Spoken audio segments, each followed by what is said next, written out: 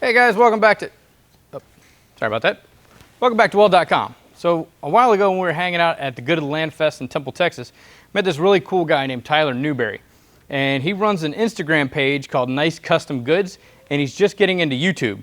So we wanted to reach out and do a collaboration with him. He does some really cool leather working and stitch work and sewing, making all kinds of cool leather crafts. So we're trying to figure out a way, how do we incorporate leather and steel? And then it dawned on us. What shop would be complete without a shop stool? So that's exactly what we're gonna build. We got some material left over from when we built the grill for Sam the cooking guy. We're gonna put that together. We're gonna come up with a really cool concept to make an adjustable chair. And Tyler has agreed to build the top for us. So we're gonna take care of everything else from the leather below. He's gonna handle the leather part. He's gonna do a custom wrap seat cover on there. And once we're done with the videos, what we'd like to do is run a contest or a giveaway so that one of you lucky recipients can actually have the shop stool built custom for you by Weld.com. So let's go ahead and get into it. We're gonna see what we have over in the middle rack. And then what I'd like to do is, the way that I typically build things, I lay everything out on cardboard. So I do cardboard aided drafting or cardboard aided design. So I'm gonna draw everything out on cardboard, make my template, get all my pieces cut up, get it all welded together, fabricate it, show you guys step by step how to go through the process. So let's go ahead and get into it. All right, let's head over to the remnant section and see what we got. All right, so we've got some stainless, we got some aluminum. I want to go with like more of an industrial type look, so I want to keep it as steel. I've got some of this old, this looks like 1x2 that we had from the build with Sam the cooking guy.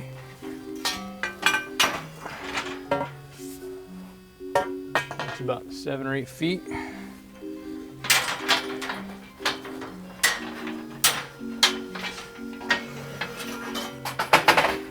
That should do it. So I think that's about enough. That should give us a good start.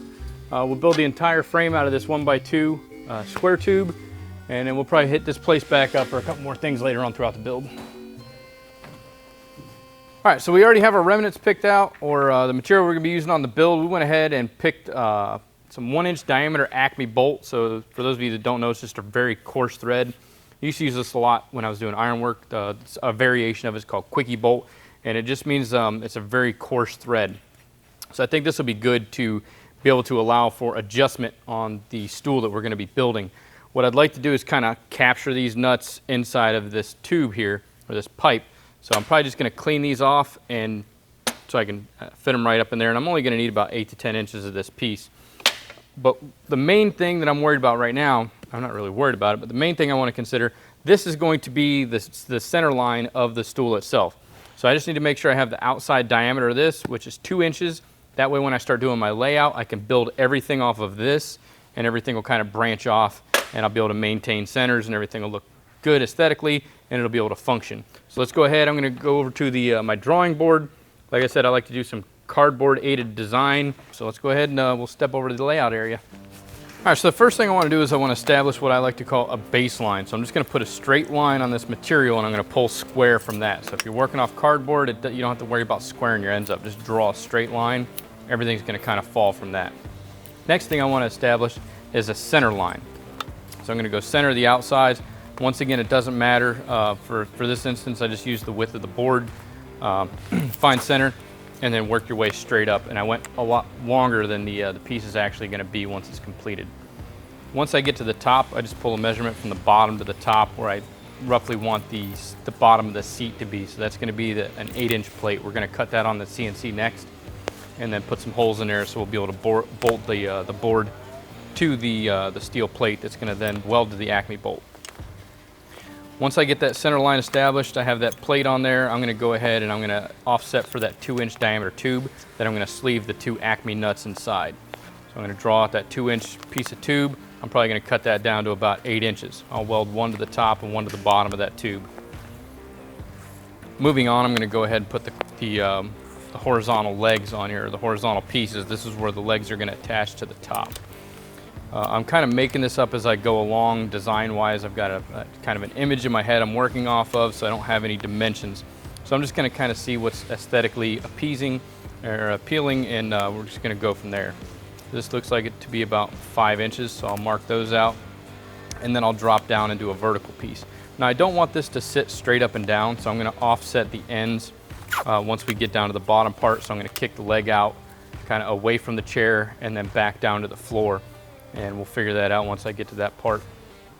I've decided to drop these vertical pieces down to about 7 inches, and then I'll go ahead and work the angles from there. I'm just going to come off 30 degrees, but like I said, you know, whatever's appealing to you, whatever kind of looks good, you can run 22.5. You know, you just want to make sure that whatever one angle is, the opposite angle is going to be the same. That way you return back. It's almost like making a 90. We're just making 2 trips. So this one here, I went ahead and just made these legs 90 degrees, and then I'll take the width of my square, this carpenter square here, and because that's 2 inches wide, it's the same width as the square tube that I'm going to be using. I can just draw on either side of that, and it's a direct representation of what that material width is going to be. So I'm going to use that for the remainder of this drawing to kind of offset where all my lines need to go. Now, like I said, the first one, I just set that at 30 degrees. I thought it would look good. Turns out, you know, I kind of liked it, so I went with that. The rest of them, though, I'm just going to connect the corners. So I don't care exactly what that miter is going to be. I can always take my sliding T-bevel later and just match that angle up between the 2 intersections where I'm drawing these straight lines from point to point. I can match up my sliding T-bevel to that, transfer that measurement or transfer that angle to the saw, and then I can go ahead and make my cuts. Once I get done laying everything out, I'm going to go ahead and put the dimensions on here. Just as a rough visual, I'm always going to go back and double check my measurements and make sure my pieces fit as I cut them out and go through the build. All right, so with the design and the layout already done, I'm going to kind of switch gears here. I need to cut out that wooden piece, or the wooden the seat that Tyler's going to go ahead and wrap in leather for us. So I want to go ahead and get that cut out, and then get that plate cut out so I can kind of get all my holes lined up and everything before I ship it to him. Because once I send it to him, once it comes back, I won't be able to run bolts through there. So we've got some cool things we're going to do with that. So let's go ahead and cut the wood out. We'll get the plate cut out, and we'll just keep progressing forward. Then we'll come back, we'll cut all the material out for this and start the welding. All right, so I'm not going to get too deep into the weeds on this. It's a welding channel, not a woodworking channel. But if you want to build one of these for yourself, you can check out Amplified DIY on YouTube. So I'm just going to go ahead and use this router circle attachment to cut out the base for the seat. I want to get this cut and cleaned up before we send it off to Tyler so we can get it back before the video is done. So I'm just going to run this bit up in here about an 1/8 inch, 3/16 at a time, and just make several passes on here because I can't hog out all that material in one shot. All right, now that that's done, I'm going to go ahead and get this thing sanded off, get rid of any, you know, excess splinters or anything on the side. Just get this kind of smoothed out for Tyler. That way he's got a nice piece to work with once he gets it. All right, so trying to get this stuff done so we can send this this wooden piece off to Tyler. I want to make the base for this seat before I ship it to him, because once I get it back, I'm not going to have access to it. So I need to get the hole spacing right on the piece of wood that we're going to send to him, and then put some T-nuts on the back side.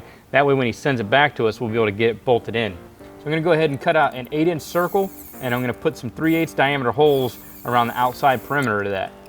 What that's going to allow me to do is bolt the seat up to the stool once we get it back. I'm also going to put about a 1/4 inch hole right here in the center. That way I can get my alignment. Everything's going to stay nice and tight. I'll be able to put a through bolt through there so I can crank down on that so I can get the holes aligned just perfect. That way they're going to align once the seat comes back to us and we do the final assembly.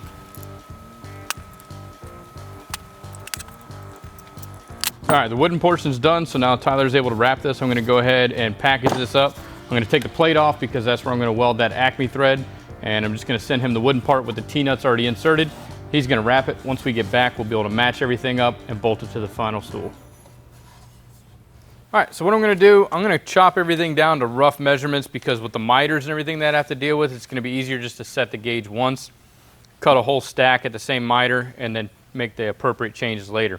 So I'm going to go ahead and cut out a bunch of 90-degree ends on both sides, and I'm just going to cut it a little bit over the dimension I actually need. So this one, let's say this is 14 5/8. I'm going to go ahead and cut 4 pieces at 14 3/4. I'll get the miter adjusted, and then I'll cut all 4 at the same time. That way I have 4 of the exact same parts.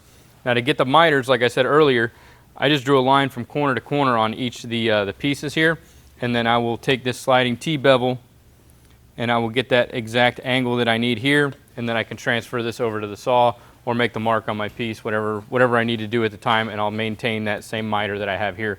And I'll do that for each of these different cuts that I have to make on there. So I'm gonna go ahead right now and just cut everything down into rough sizes.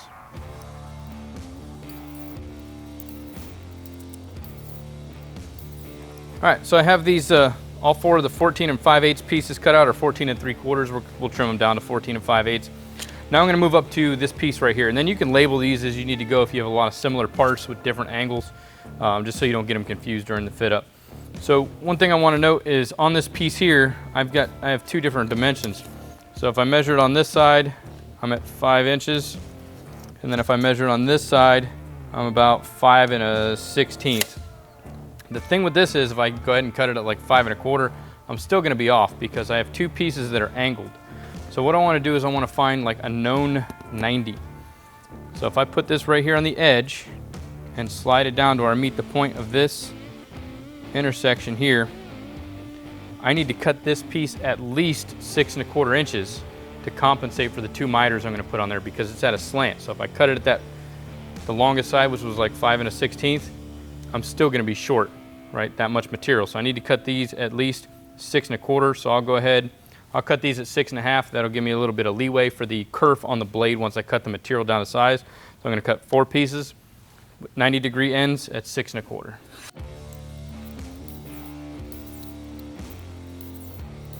All right, this next one is 7 inches from here to here, but if I cut that at 7 inches, I'm gonna lose this high point over here. So again, square the square right up to that corner. That tells me this piece is gonna be at least 8 1/4. It's probably not the best instrument for accuracy. I'm gonna get that down to a fine science here in a minute. But I'm just gonna go ahead and cut these about 8 3/8, and that'll be able to allow me to compensate for the kerf.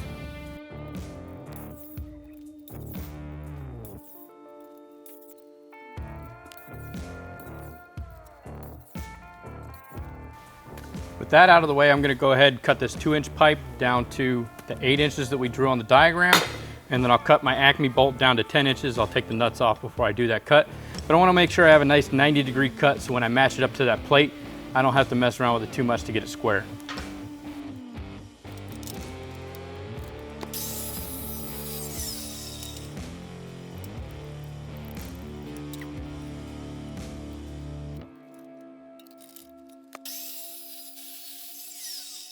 All right, so now that all the pieces are squared up on the ends, I'm gonna go ahead and cut the miters. So to do that, I just have a digital protractor. I'm gonna line that up right here. And it tells me that this angle is 59.5 degrees. So I'm gonna go ahead and set the saw up to that 59.5 degrees, and I'll go ahead and start cutting these down to size. I'll cut, I can fit 3 in there at a time. So I'll cut the first 3, and then I'll cut that last one, and then I'll repeat the same process for each one. I'll just check the angle over here, and then transfer that to the saw, cut the material. Go ahead. All right, so what I'm gonna do now is I'm just gonna drop the blade, and I have this guard here, this material rest loosened up. So I'll be able to rotate this back and forth to get the appropriate angle on here. Once I get that all set up, I'm gonna try and get it as close as I can. There's angles on the back of here, or degree increments, but I don't want to trust that because it's not that precise. I mean, if I was cutting a 45 or a 90, it'd be okay, but anything else, it's just not going to work. So I already have this protractor already dialed in where I want to go. I'll drop this in and then adjust the material stop to get to that point, and then I'll do 1 test cut. If everything's good on that, I'll go ahead and cut the other 3. All right, so that looks good. Go ahead and cut the other 3 out, and then we'll start on the other stack.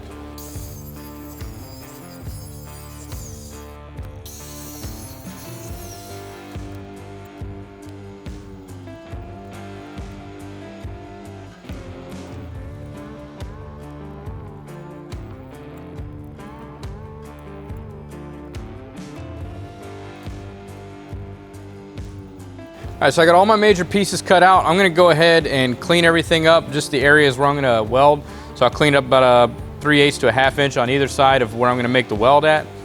Once I get done with all that, I'd like to make a fixture or a jig to put all this together. I know we have fixturing tables, but I don't have all the tools necessary. And for those of you that are at home that you wanna build something, you have to reproduce the same parts over and over and try to maintain some sort of tolerance. I'm gonna show you how to build a jig. So let me go ahead and get these cleaned up, and then we'll come back with a jig.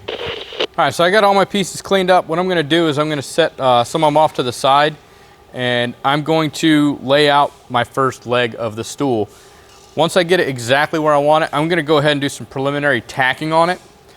And then I'll then take that piece and I'll put it over here on this plate. I went ahead and just grabbed a piece of scrap metal out of the bin, and we're gonna go ahead and build a jig or a fixture on this piece using some offcuts of angle iron. That way I can make sure that the other 3 legs are exactly the same as the first. So even if the first one's off just a little bit, which it shouldn't be, but if it is, all the other legs are going to match it. That way if I have one issue, I only have to deal with the same issue 4 times instead of a bunch of other issues. Now, especially if you're doing work for repeatability, you gotta make 20 of these things, you're gonna wanna build yourself a fixture. It's just gonna make life so much easier. So let's go ahead and get into it. I'm gonna move this stuff off. I'm gonna use the original template that we made and get everything tacked up that way. And as long as that first piece matches that outline, I'll go ahead and then we'll go ahead and set up for the jig.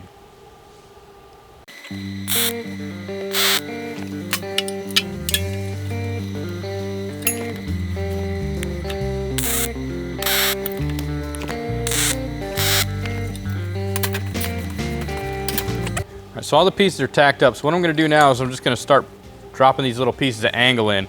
The first one I wanna put in is my start point. So I'm gonna make sure that one sits here, and then I'll just kind of alternate the angles as I go through.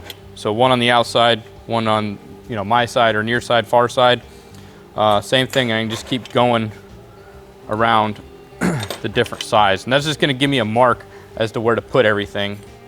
And then you'll notice that the areas that, where I'm gonna be welding, I'm leaving those areas kind of open. Okay, so I'm just gonna go through and tack all these up. This piece will be done. I'll be able to pull that out and then drop the other pieces in. And as long as I line the first piece up right, everything else will fall into place. That last piece is gonna make sure that I don't go over.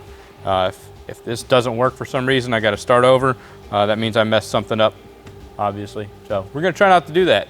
All right, one thing you want to keep in mind whenever you're tacking these on here is I want to be able to use this sheet when I'm done with it, unless this is going to be a fixture that I'm going to, once I'm done with this job, I'm going to hang it up on the shelf because the job's going to come back to the shop one day and I already have the fixture made.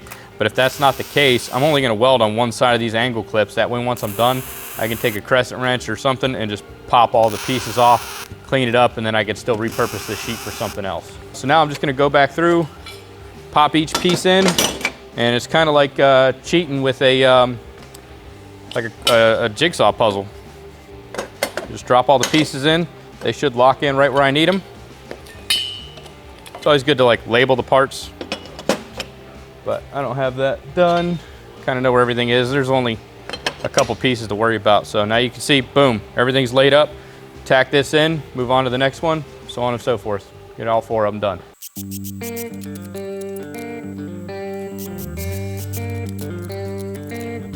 All right, with the last one in there, I'm gonna go ahead and tack the bottoms now, not to the sheet, but I'm just gonna tack the bottom of the corners, and I'm gonna go ahead and weld out as much as I can in this position. That way, once I flip it over, it's gonna kind of control that heat draw, so it'll hopefully remain flat. We're gonna clean up all the welds once we're done. So we're gonna do a flush grind or a blend on everything, so it's got like a nice, sleek, smooth appearance when we're done. And with the power of YouTube magic, we are completely cleaned up and ready to go. So I use this really cool wheel from Ferd. I'm not sure how to pronounce it, but there's the name for you. You can Google that, check them out on Amazon. But it takes it from weld to paint prep in one step. So everything's ready.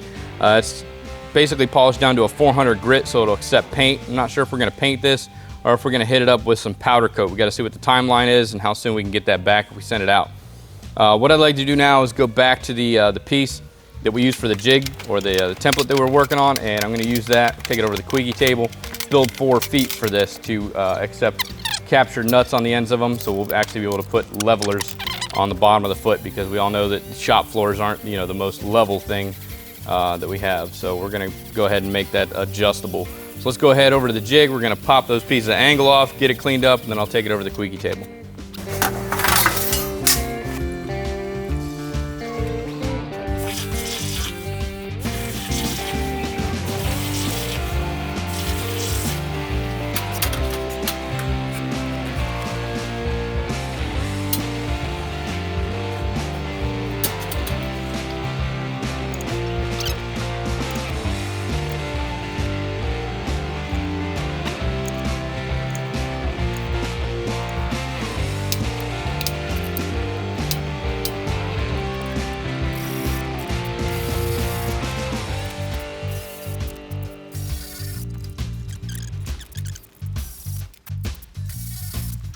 All right, so what I'm going to build now is something called a captured nut, and all I'm really doing is welding one of these nuts to the plate. And I'm going to center that nut over the hole by just running this 1/4-20 nut down the 1/4-20 bolt, centering that up over the hole, and then I'll hold that in place with a third hand here, get it tacked up, and then I'll go ahead and add some weld. I'm going to use this 0.35 diameter filler metal on here. I don't need a whole lot of weld on there, but I'm going to try and get out, ample amount, and that's just going to be to hold the feet in place, so we'll be able to level the chair off one way or the other depending on the how the shop floor is.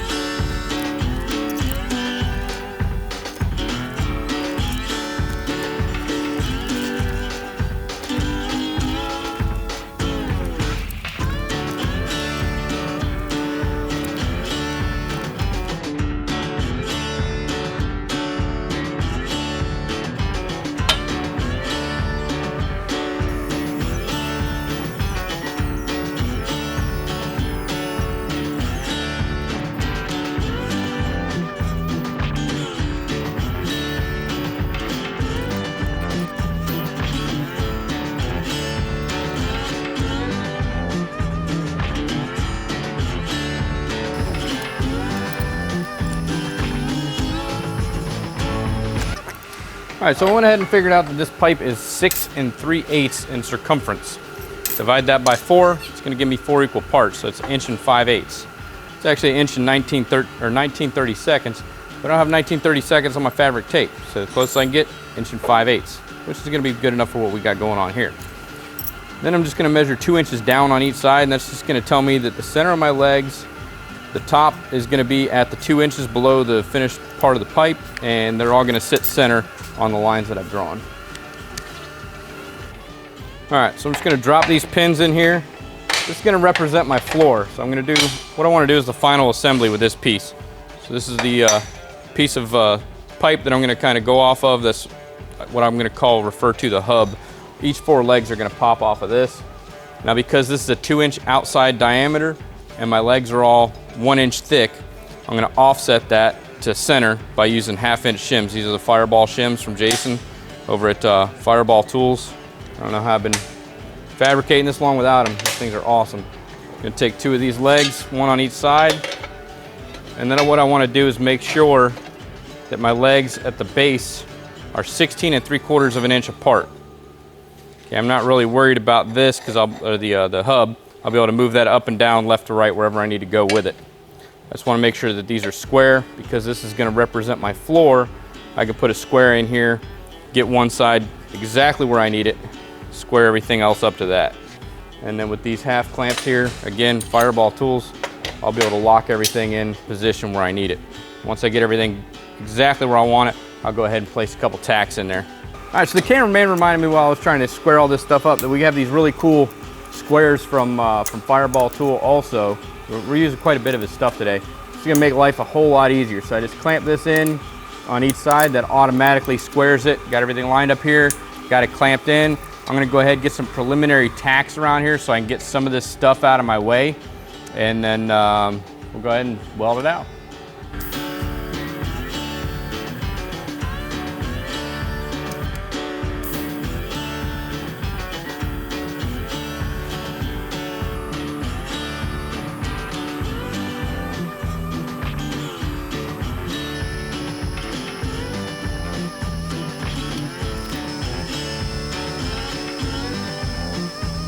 While I'm letting these 2 welds cool before I take it off the table and unclamp it to flip it and do the other side, I figured why not go ahead and throw 1 more leg up in here. So what I did is I put just a vertical post in here, clamp that down with another Fireball square on the back side of it so that post is nice and vertical. First thing I actually did was made sure that my table is level both ways, because now I'm going from working with just a square to working with a square and a level. So if my table's not level, I can't build my pieces level off of an unlevel surface. It's just not gonna sit right once it's done. So I went ahead, put the vertical leg up there, ran a level across here. Everything's leveled this way. I'm at my 2-inch mark back here. And then to get the center where that leg needs to be, I have 20 3/8 to the outside.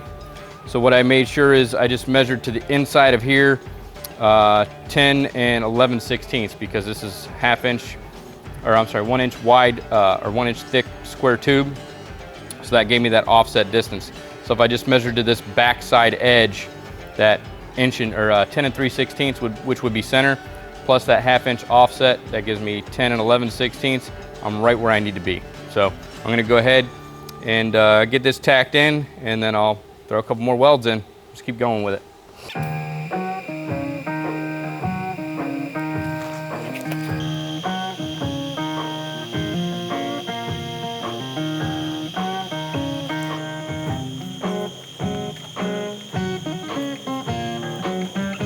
All right, so we have that third leg on there. I got a left knee, a right knee, and a wee knee. Get your mind out of the gutter.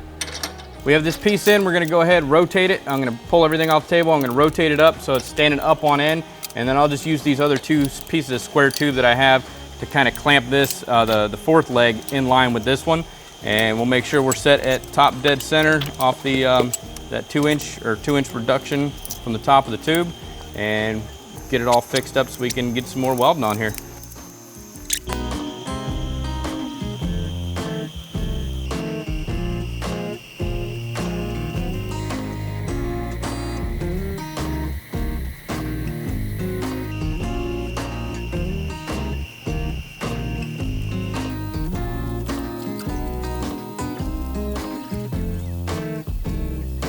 All right, so once again, I put the cart ahead of the horse. I should have mounted this bolt inside of the sleeve or the hub before I welded the legs on, but hindsight being 20/20 and me being blind, I completely forgot about that. So what I wanna do is I'm just gonna drill a through hole about 4.5 inches down.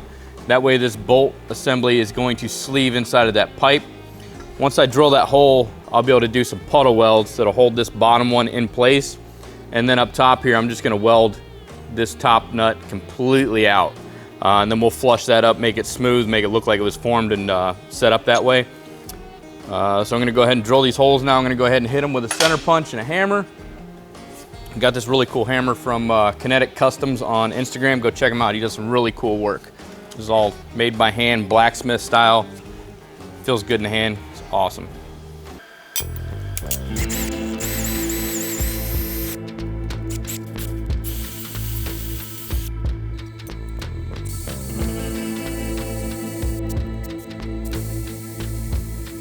All right, so we got it all drilled out. We'll go ahead and set this in here. Just a little convincing. Lots of convincing.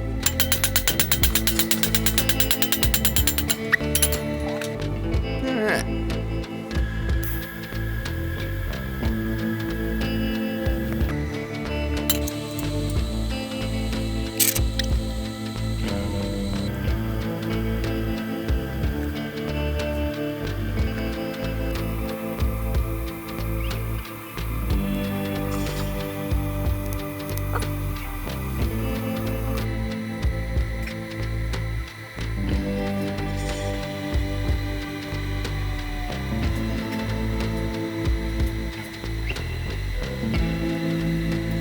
All right, so I'm gonna go ahead and lay this out, and because we drew this out on the Quickie, very simple method of finding the center of this piece, right? I have these holes in a 4-way lined up with this center piece.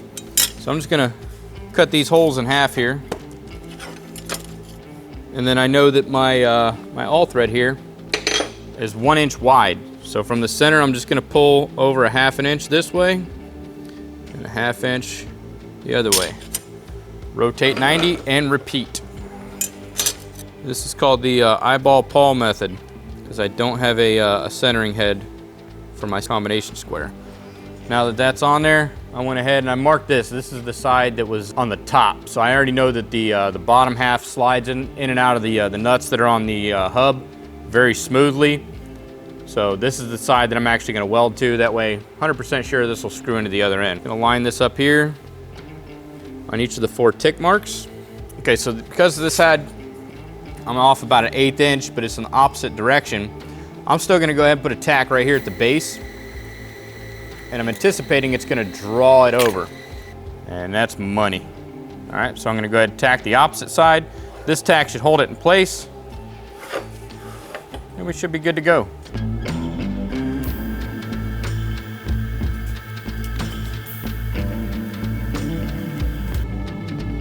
Okay.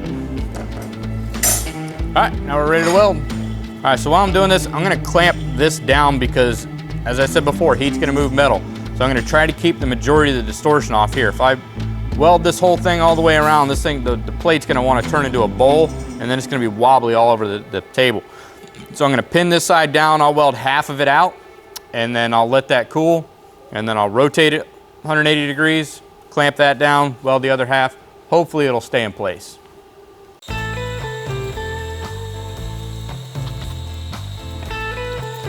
And now I'll just let it cool. Once it's at room temperature, I'll rotate it and head out that other 180 degrees.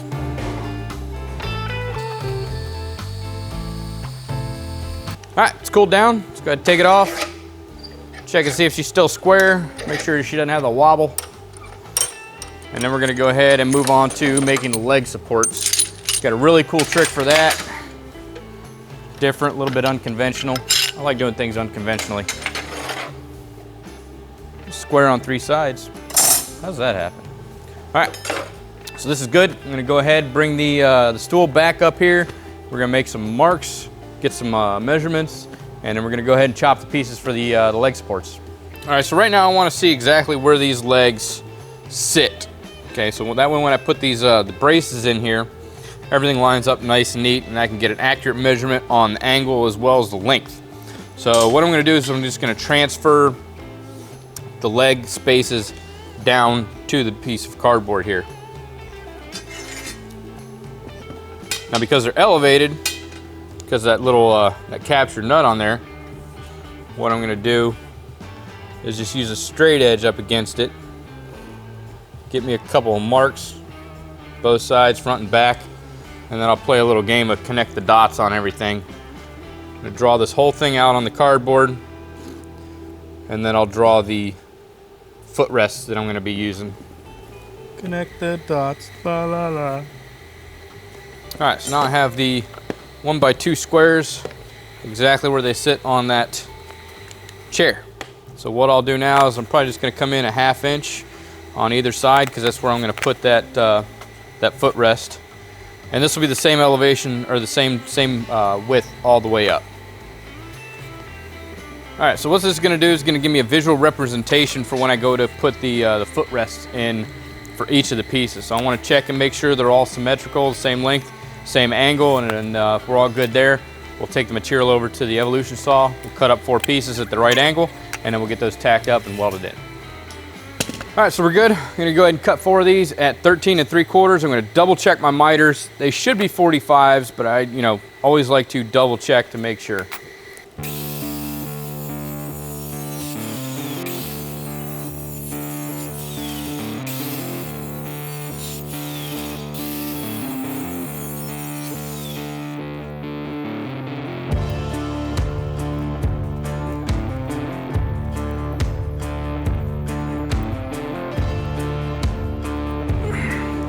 I have the piece back up here.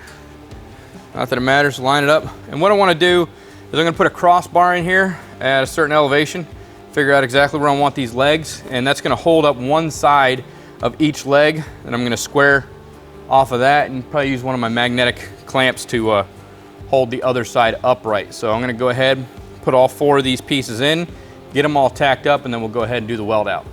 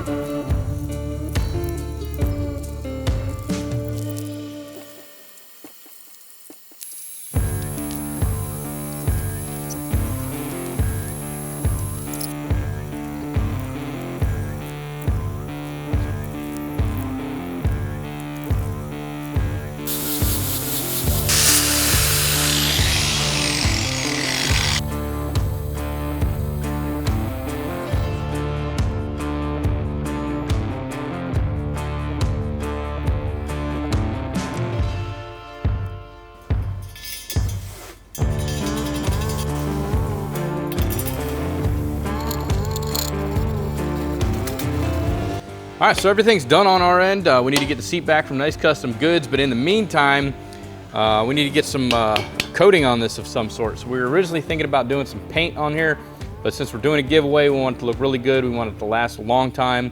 We're gonna go ahead and take this over to CYA Powder Coat here in Largo, Florida, and get this powder coated. They do some really awesome work. Check them out on Instagram at CYA Powder Coat. We're gonna get it all cleaned up, and then as soon as the seat comes back in and we pick this up from Powder Coat, we'll do the final assembly, and then we'll tell you how to enter to win. Hey, look what we got in the mail. Perfect timing. I bet I know what it is. Oh man, it's gonna match the chair that we just picked up from CYA Powder Coating pretty good. So let's go ahead and get it unwrapped and finish this build. Ooh. Goodies. All right, X marks the spot. You can park your rump right here on this new stool. Tyler did an awesome job. The leather's super soft. Nice padding going on in here. All the detailed staple work around the edges where everything's secured. Very, very nice. Go check out his channel, Nice Custom Goods on Instagram and Nice Custom Goods on YouTube. What do you say we get this thing put together?